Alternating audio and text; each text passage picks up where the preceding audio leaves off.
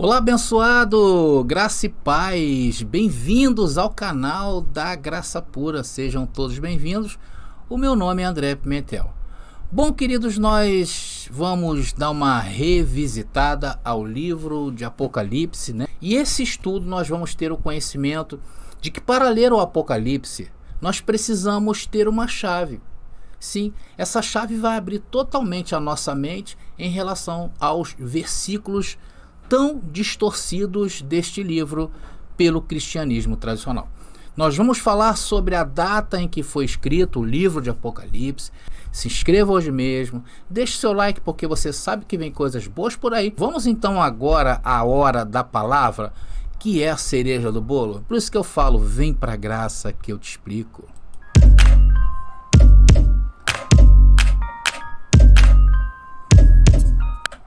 Bom, meus amados irmãos, vamos continuando aí a falar sobre o livro de Apocalipse, também conhecido como Revelação. Esse livro tem atraído a curiosidade humana por séculos devido à sua natureza misteriosa e simbólica, né? Você lê o livro parece um filme, né? Um filme de Steven Spielberg. A obra escrita por João, um dos discípulos de Jesus Cristo, relata visões e revelações divinas sobre o fim dos tempos e o julgamento final. No entanto, a interpretação do livro tem gerado inúmeras teorias e conjecturas ao longo dos anos, gerando tanto fascínio quanto intriga, não é verdade? A complexidade e a simbologia presente no texto podem gerar confusão e medo em alguns leitores, mas também despertam o quê? A curiosidade e a busca da compreensão. É o que nós estamos fazendo hoje, buscando a compreensão adequada desse livro. É importante, meus irmãos, nós lembrarmos sempre que a leitura do livro deve ser feita com cautela e em conjunto com o estudo do contexto histórico e cultural da época em que foi escrito. E a nossa forma de interpretação, ela é contextualizada, ela é adequada com o tempo em que foi escrito. Por exemplo, nós não utilizamos estes textos de Apocalipse, a gente não pega recortes de Apocalipse e vamos para os tempos presentes. Não, nós não olhamos para o tempo de hoje, para o futuro, porque nós temos convicções sobre o tempo do acontecimento destes eventos, segundo o que o próprio Senhor disse em Mateus capítulo 24, versículo 34, que seria o tempo o quê? O tempo de uma geração e daquela geração. Além de ser o tempo de uma geração, era daquela geração. Então, meus irmãos, prepare-se. Você escutará algo que vai mudar sua visão sobre este livro. É isso que nós estamos esperando que aconteça com você. Mesmo para você que hoje já conhece, já domina um pouco desse livro, com certeza essa série de mensagens também é feita para você. Irmãos, olha, em todos os livros bíblicos, que os livros bíblicos são livros, a maioria deles são livros históricos, ainda que fale sobre profecias, ainda que esteja num contexto de poemas, mas são livros históricos porque foram livros escritos há muito tempo. Não é que seja um livro de história, são livros históricos. Então, abençoado, existem chaves, tá? Chaves para se entender, para que se tenha o perfeito entendimento daquilo que está escrito. Uma das chaves, por exemplo, é entender o contexto histórico, entendermos o gênero literário, e são chaves para que você venha entender o livro de Apocalipse. Mas não é só o livro de Apocalipse, são todos os livros da Bíblia. Entender os fins da escritura do Antigo Testamento, do Novo, conhecer personagens, tá? Vocês têm que conhecer os personagens bíblicos, imagens, saber para quem foi escrito, por quem foi escrito, para quem foi escrito. Isso são o quê? Chaves que vai abrindo o entendimento de qualquer livro histórico. E neste caso nós estamos falando dos livros bíblicos. É claro que livro de ficção, né, abençoado, tem uma outra forma de fazer uma análise do texto. Mas basicamente é isso. Eu vou mostrar para você essa chave. Você, a partir de hoje, você vai ter essa chave para entender esse livro. Irmãos, essa perspectiva de uso do Apocalipse, ela é baseada principalmente no dispensacionalismo. Vocês sabem o que é dispensacionalismo? é uma âncora a estes tipos de pensamentos que geram comportamentos loucos nas pessoas. É o dispensacionalismo. Agora, o que é dispensacionalismo, André? Irmãos, é como o cristianismo tradicional dividiu a Bíblia, né? Como eles dividiram? Eles dividiram por dispensações. É como se pegasse um bolo, fatiasse o bolo. Começaram a ensinar que cada bolo desse tem um sabor. Que cada bolo desse há vários deuses, porque eles falam que Deus agia de uma forma antes, que Deus agia de outra forma antes.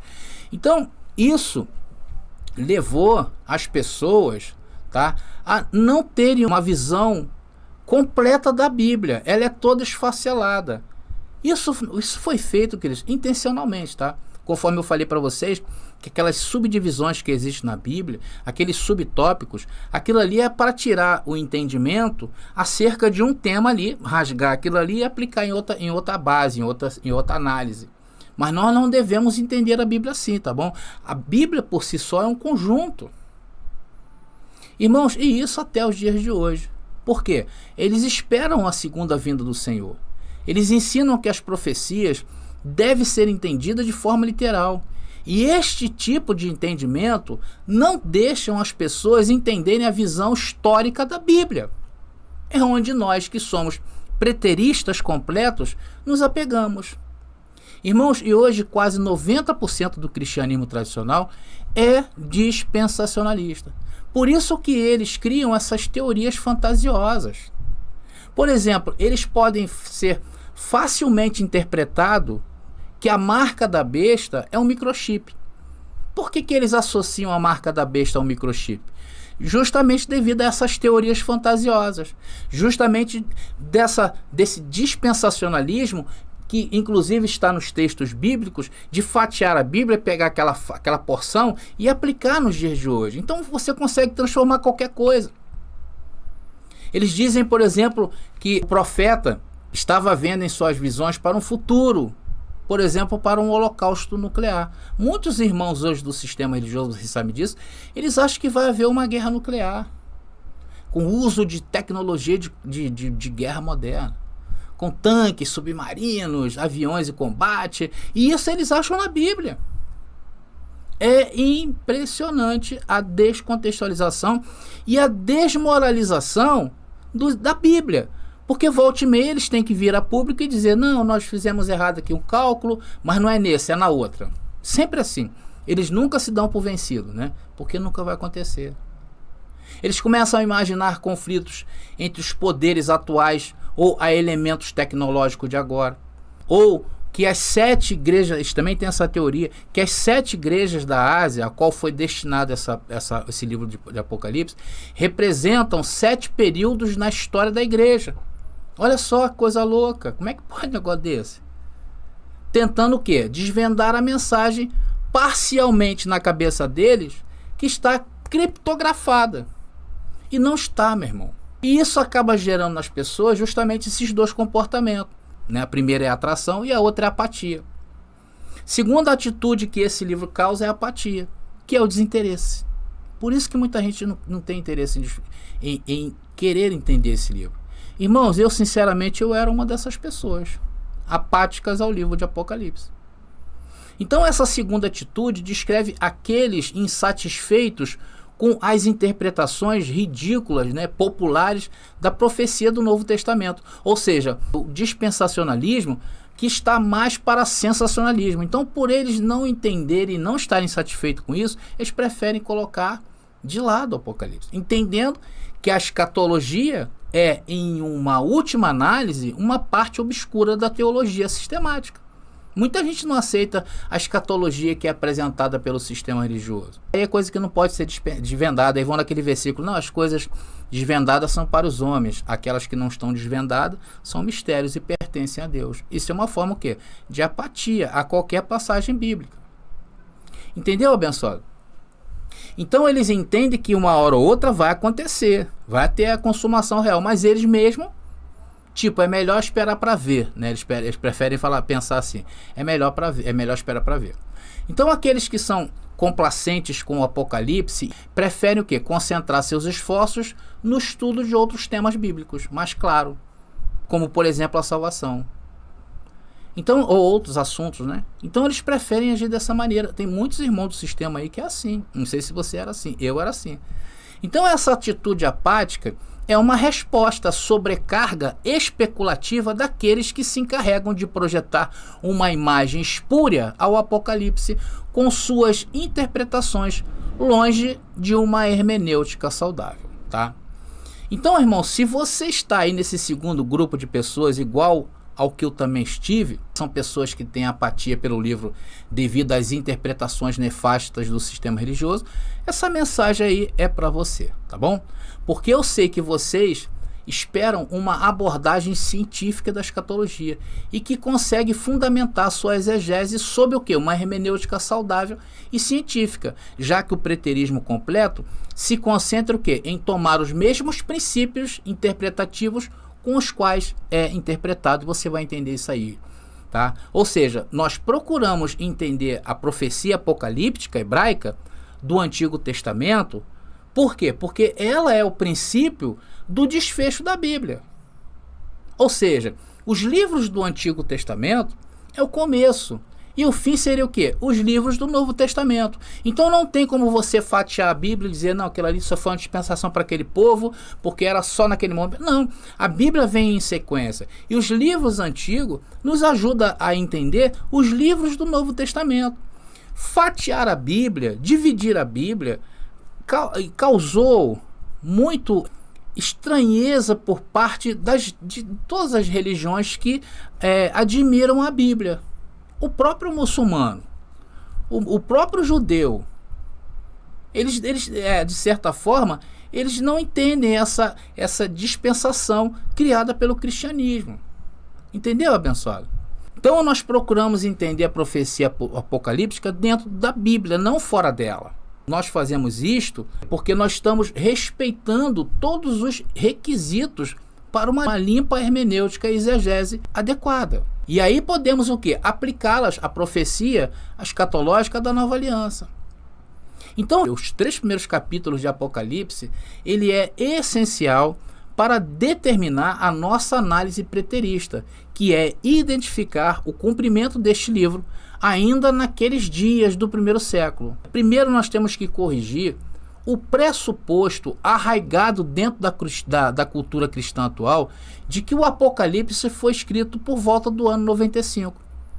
Não foi escrito, o Apocalipse foi escrito antes do ano 70. Porque se ele foi escrito por volta do ano 95, anula qualquer pretensão em interpretar o Apocalipse naqueles dias.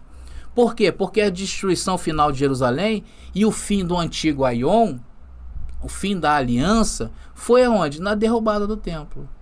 Passar desse tempo corresponde a desfazer todo esse emendo que nós temos do Antigo Testamento em relação ao Novo. Irmãos, antes de falar um pouquinho, vamos entrar agora nessa parte da mensagem, que é a data do Apocalipse, muito importante para nós. Eu tenho aqui no canal uma mensagem inteira onde eu só abordei esse tema, tá? Lá eu esgotei vários argumentos e seria bom você dar uma conferida lá, tá? Eu vou deixar nas descrições deste vídeo para que você veja e entenda melhor a datação, tá bom? Mas, irmãos, a maior evidência para a data inicial do Apocalipse, ela é interna dentro da Bíblia. E a este respeito, existem vários indicadores que sugerem que esta profecia foi escrita antes do ano 70. E estes são, eu vou mostrar para vocês aí, tá? E agora começa nosso passeio aí dentro das escrituras e também de textos que tem a ver com a mensagem. Então ali, olha, o templo ainda de pé, tá? Isso aí são indicadores que sugerem que Apocalipse foi escrito antes do ano 70, o templo estava de pé. O julgamento da cidade de Jerusalém não tinha acontecido. Nero governando Roma. Vamos ver isso tudo, tá? A influência judaica no Apocalipse, a gente vê nos textos, vou mostrar os textos, onde mostra essa influência judaica no Apocalipse. Por que, abençoado, por quê? Você vai entender um pouquinho sobre isso aí daqui a pouco, não vou antecipar nada não. Nós vamos ver também a condição histórica das 7 igrejas da Ásia Menor, tá? Mas vamos começar analisando, irmãos, quanto ao templo, tá? Ao templo de Jerusalém, tá? o templo de Jerusalém, o segundo templo, ainda estava de pé quando o livro foi escrito. O templo e sua condição no livro é um forte indicador de uma data inicial de composição. Irmãos, como em todo o Novo Testamento e no Apocalipse também, não há referência ao templo ou à cidade de Jerusalém já ter sido destruída pelos romanos. Porque se o fato de Apocalipse hoje, interpretado pelo sistema religioso, que aponta para ali para perto de 95, fosse uma verdade, os escritos do livro de Apocalipse, não somente do livro de Apocalipse, como de outros livros, teria a menção de que Jerusalém já tinha sido tomada pelos romanos e o templo sido destruído. Como nós vimos em outra mensagem aqui do canal, onde eu abordei que a destruição de Jerusalém e seu templo foi em 70 depois de Cristo. Nós falamos na época, não sei se vocês estão lembrados desse vídeo, nós falamos que dentre as 5 catástrofes na história judaica que são lamentados pelos judeus até os dias de hoje com grande pesar, existem 5. 2 é referente à destruição de Jerusalém e à destruição do segundo templo. Então, em toda a história dentro de Israel, hoje, praticamente o país para se lamentar dessas 5 grandes catástrofes. E 2 delas, uma é o derrubado do templo e a outra é a destruição da cidade. Então, irmãos, essa é a primeira evidência, tá?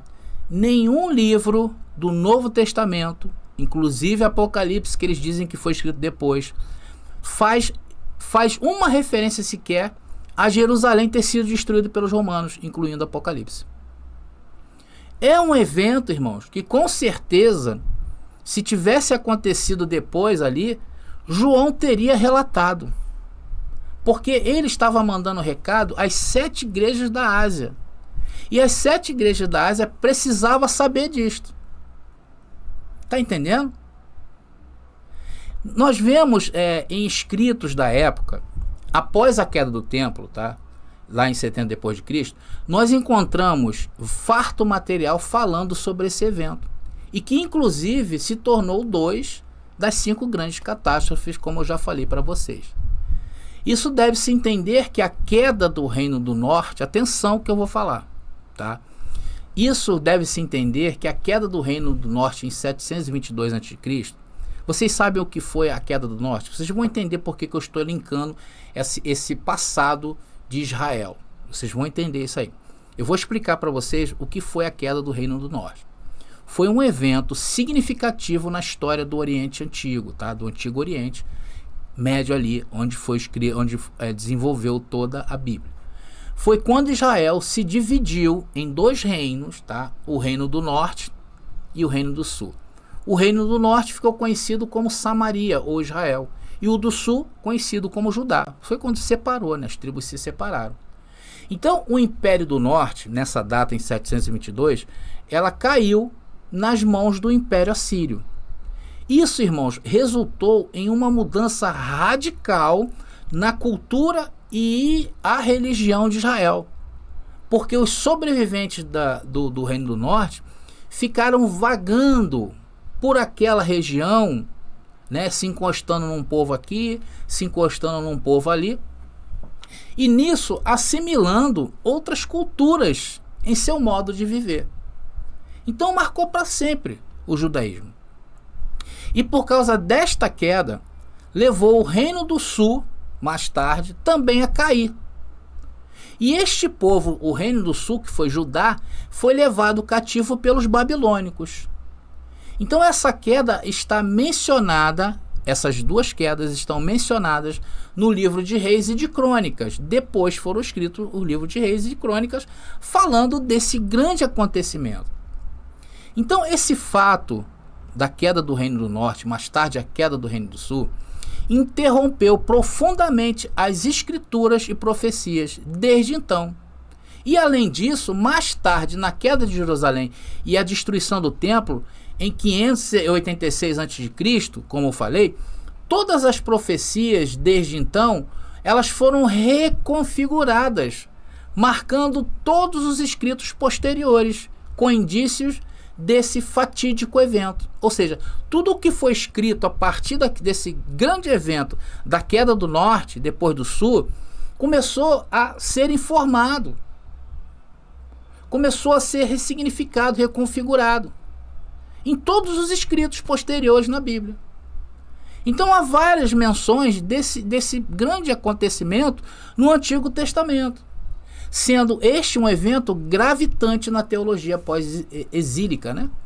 Pois suas consequências foram o quê? Marcantes e devastadoras, ainda que houvesse uma promessa de Deus de reconstruir o que foi destruído. Logo, irmãos, esse evento tão importante é constantemente lembrado na Bíblia. Sempre há referências a esses desastres nas Escrituras. Por isso, irmãos, que é impensável que um evento tão importante, agora vamos voltar aqui para o ano 70, que foi a queda do templo, é impensável que um evento tão importante como o que aconteceu no ano 70 possa ter sido omitido em qualquer livro que foi escrito depois do ano 70. Por quê? Devido à cultura. O povo era muito apegado a essas questões históricas. Portanto, imaginar, atenção, Apocalipse escrito após o ano 70, em 95, como prega o cristianismo tradicional, e não encontrar um relato sequer a essa destruição, é um pouco fora de comparação bíblica. Sim ou não, irmãos? Não é verdade?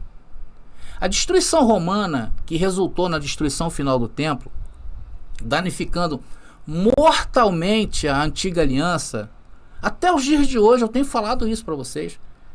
Quem é hoje quem faz parte hoje do sacerdócio levítico daquele povo que vive em Israel? E o templo? Se o templo, o significado dele era para as ordenanças e cerimônias da lei. Quem vai fazer essa cerimônia hoje? Então, até os dias de hoje, eles sentem isso. Por isso que eles lamentam esse ocorrido. E ali houve também o extermínio da maior parte da população judaica nesses dias. Então foi um evento muito importante, mais destrutiva e definitiva do que a incursão de Nabucodonosor no Reino do Norte. E quando caiu também o Reino do Sul, no caso aí, pela Babilônia. E foi citado várias vezes. Então por que, se Apocalipse foi escrito depois do ano 70, não há um relato? Está entendendo, abençoado? Então a sua omissão das escrituras só pode indicar que foi um evento posterior à sua composição.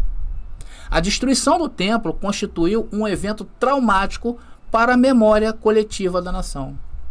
Irmãos, é como se hoje houvesse uma destruição da Torre Eiffel, a Estátua da Liberdade, o Taj Mahal, né, que esses fossem demolidos. Nós temos hoje uma identidade histórica marcada em todo o mundo. Isso não é só um privilégio de brasileiros e americanos, porque eu vou falar do World Trade Center, que houve lá em 2001. Então é um evento que marcou.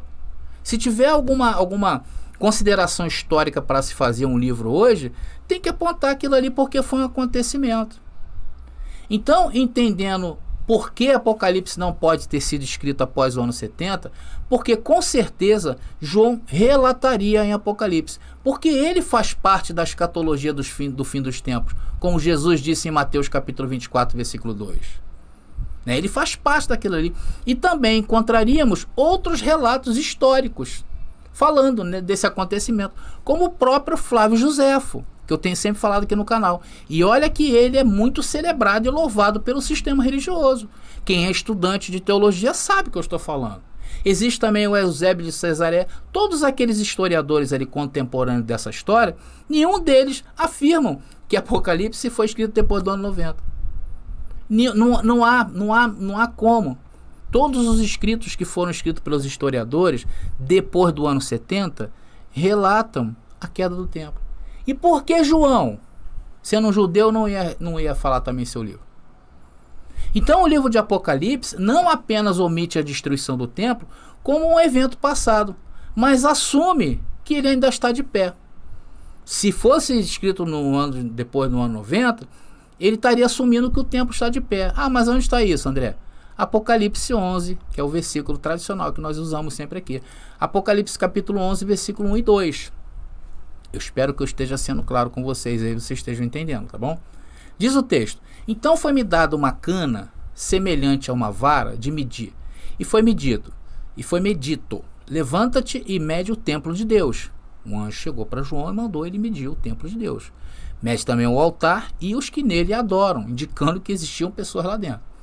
Mas o átrio que está fora do templo põe de lado, não o meça, porque foi dado aos gentios. E eles pisarão a cidade santa por 42 meses. Atenção para esses 42 meses, que é citado na profecia. Outro dia mesmo teve um abençoado aqui que ele me questionou, né, sobre essa passagem.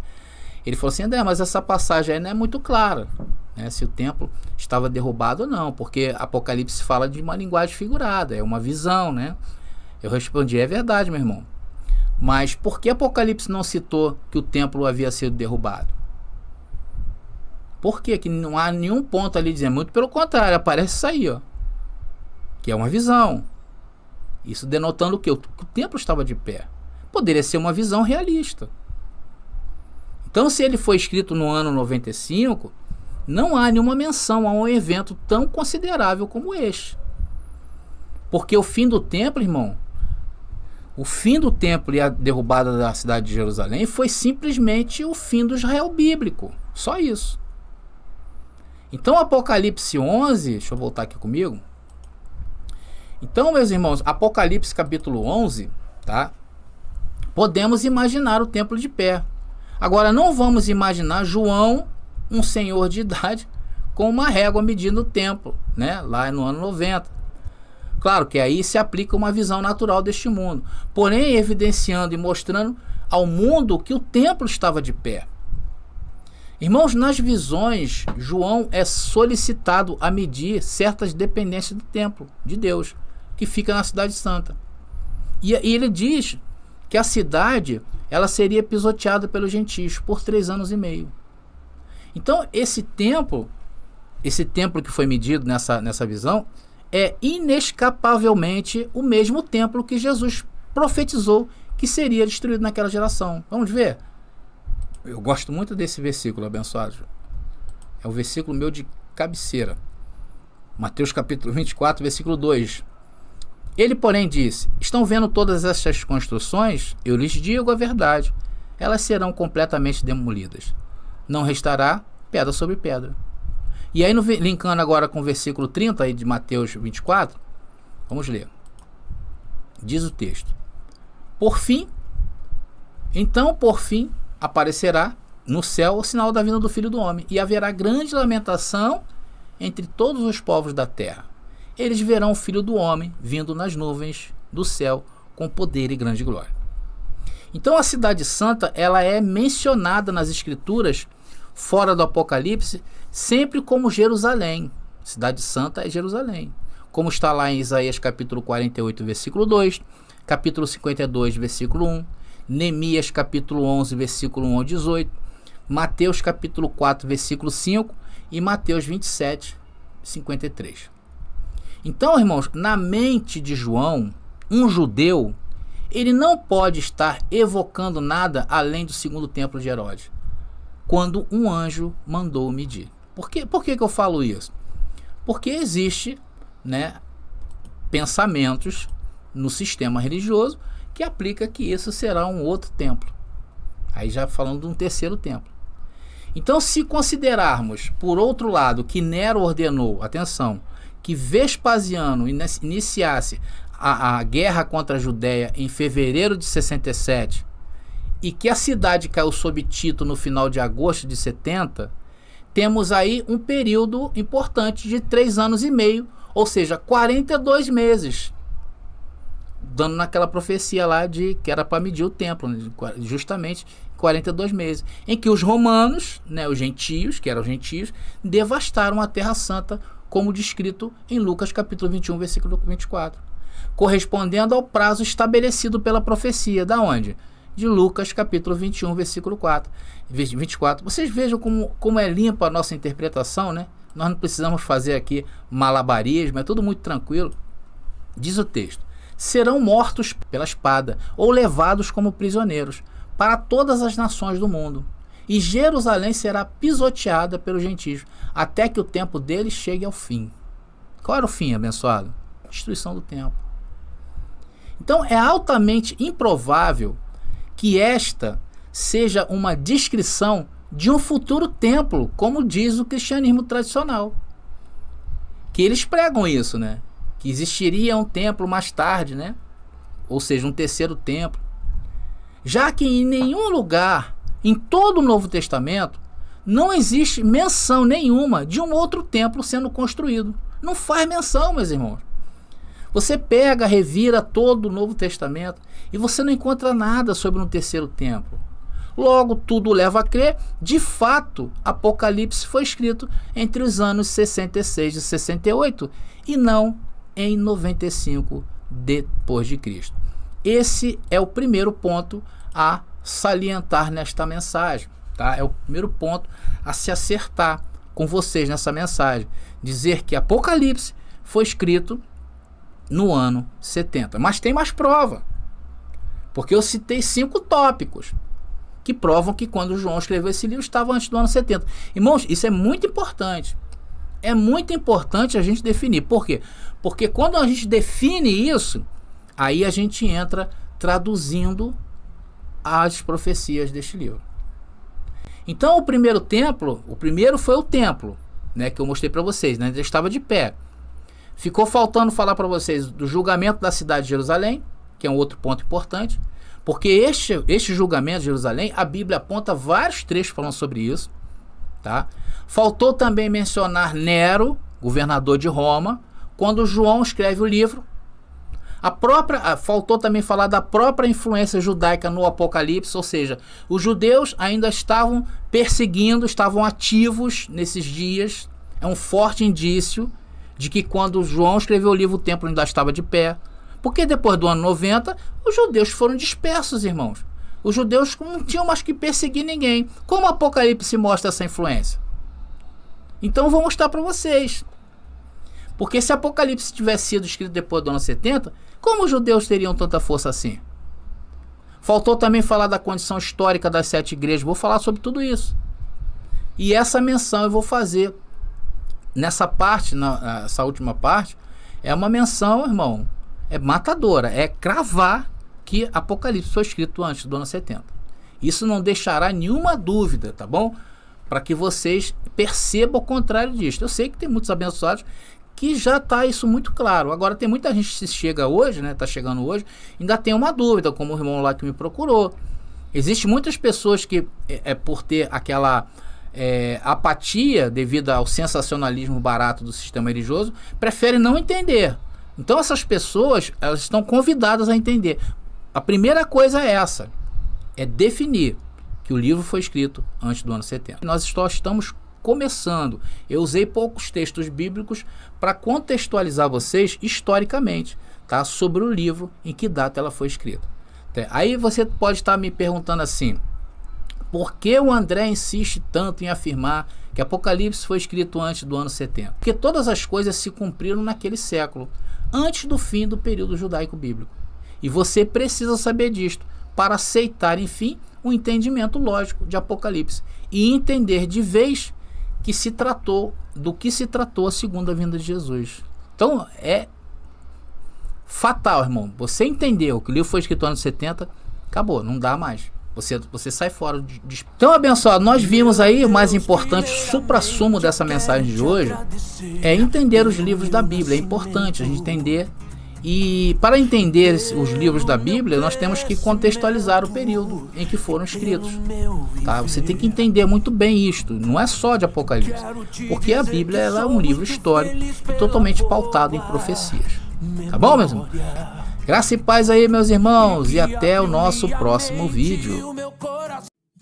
Meu Deus, primeiramente eu quero te agradecer pelo meu nascimento e pelo meu crescimento e pelo meu viver. Quero te dizer que sou muito feliz pela boa memória e que abriu minha mente e o meu coração pra te conhecer. Meu Deus, eu sou feliz por ter uma família e pelos frutos que escolheu pra mim. A minha vida inteira eu dependo de ti, sem teu amor será o meu fim. E sem a tua palavra eu não sei viver. Eu sou um vaso frágil de quebrar, eu dependo de ti pra sobreviver, e só tua graça vai me ajudar. Eu dependo de ti pra sobreviver, e só tua graça vai me ajudar. Eu dependo de ti pra sobreviver, e só tua graça vai me ajudar. Eu dependo de ti pra sobreviver, e só tua graça vai me ajudar. Vai me ajudar, vai me ajudar.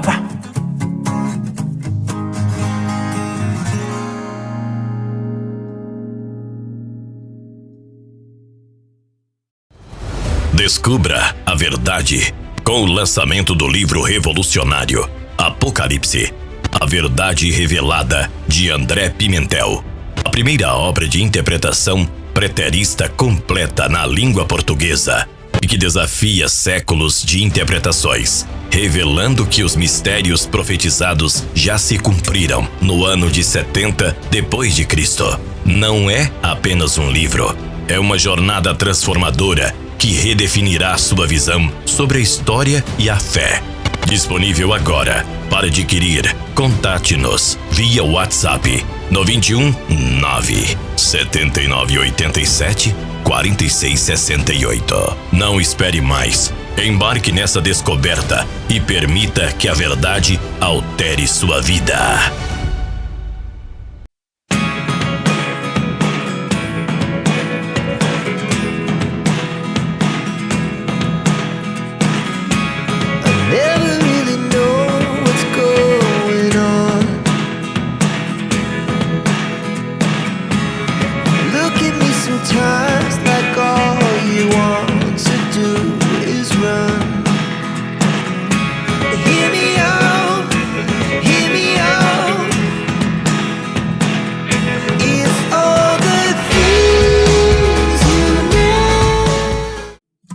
Meu Deus, primeiramente eu quero te agradecer pelo meu nascimento e pelo meu crescimento e pelo meu viver. Quero te dizer que sou muito